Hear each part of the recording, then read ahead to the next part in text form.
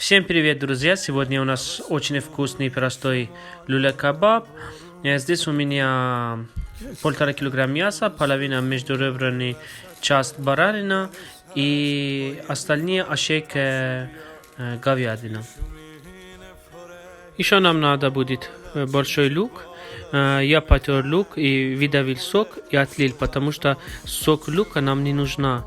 Если мы добавим там лук с соком, тогда мясо будет отпадать от шампури.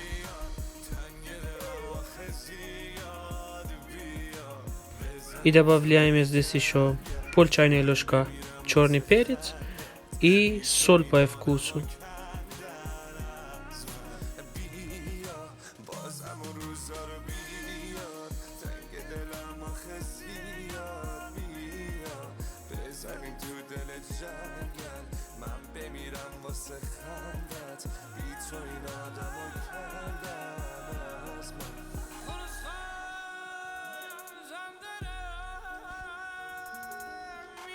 Хорошо перемешиваем.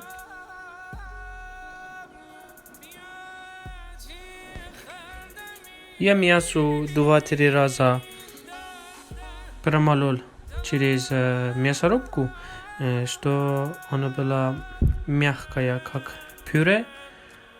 И тогда я мог какую форму хочу и на шампуре делать. И оно будет очень мягким.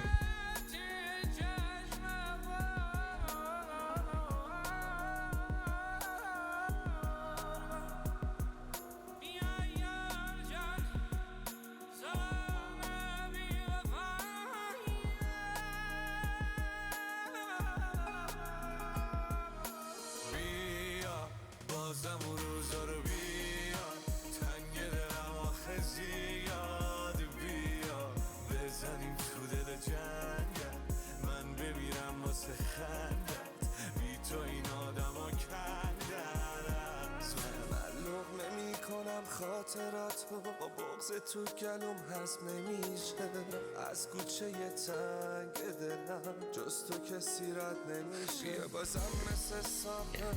Мы наше мясо накрываем, поставим в холодильник. Если вы спешите, 20-30 минут достаточно. Но если вы не спешите, можно на 3-4 часа спокойно поставить в холодильник, что хорошо замаринироваться. Прошло час. Я сейчас вам покажу, как нанизывать на шампур. Нам нужна будет теплая вода. Вот это шампур специально для люля-кебаба. Но я сейчас покажу вам и на обычные шампури, если у вас такого нету.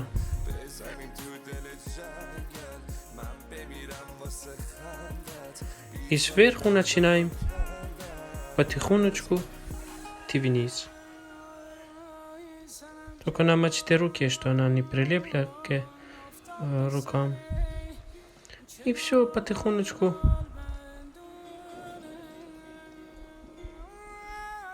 Формируем.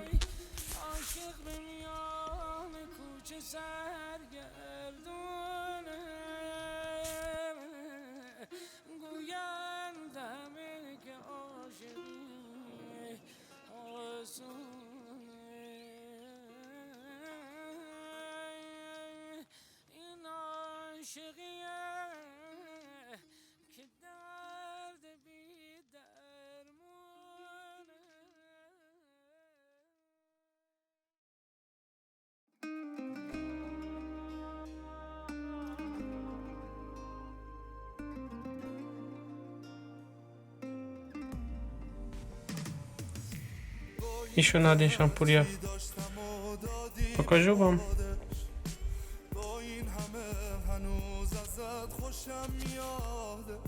آخه دردت به جونم دلم میخواد بدونم تو کجایی شهر رو گرفتن بعد تو ابرای تیره چرا همیشه اون که دوستش داری میره آخه دردت به جونم دلم میخواد بدونم تو کجایی خودت خواستی جداشی چرا رفتی منو از هم بپاشی همه دنیامو دادم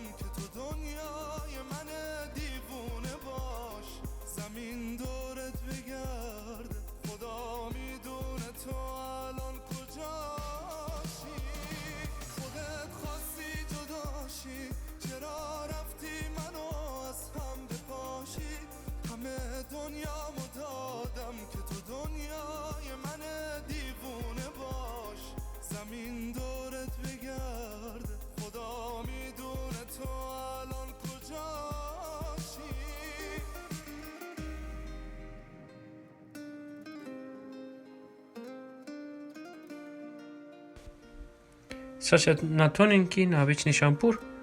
Тоже все так же, только размер поменьше и все.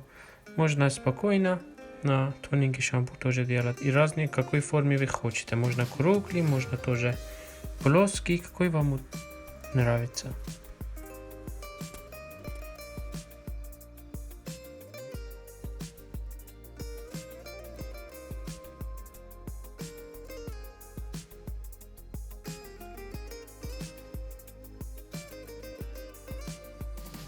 اولین بارمه اینجوری قلبم واسه عشق تو پر میزنه اینجا هر شب یکی از تو رویاش میاد و به تو سر میزنه به تو سر میزنه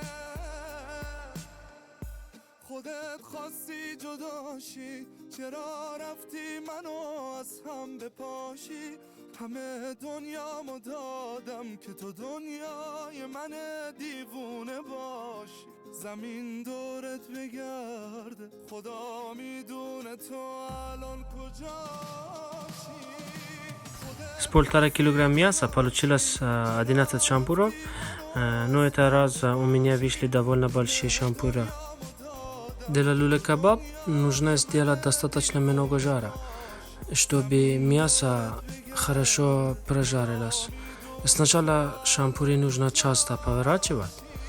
Положили 2-3 раза, помахали веером, повернули. И опять помахали, перевернули.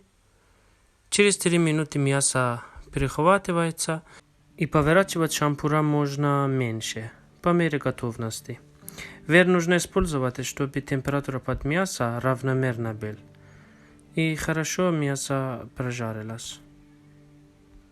Надеюсь, что вам понравилось это видео. Мои советы были полезные. Подпишитесь на канал. Всем приятного аппетита.